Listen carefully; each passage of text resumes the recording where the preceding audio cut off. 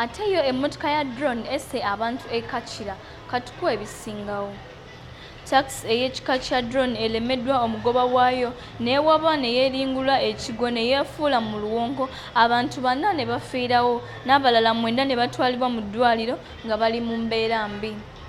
Akabenje kano kaguddewo ku ssaawa 4:55 ez'okumakya e Wairua Castle mu ggombolola y'e Kachira mu disitulikiti ey'e Jinja.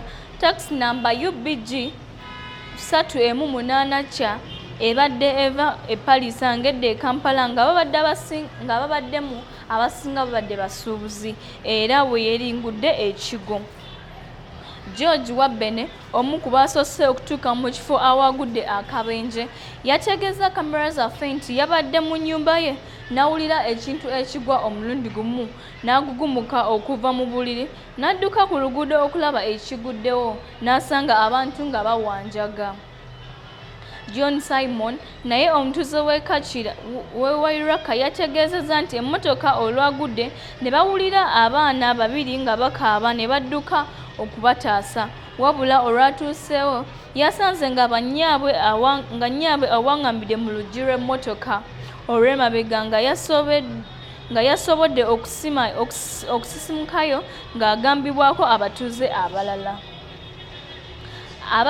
Abadduukirize bawaliriziddwa okutema emmotoka n'embazzi okusikayo abantu ababadde bakyawaŋŋamidde mu maaso gaayo, wabula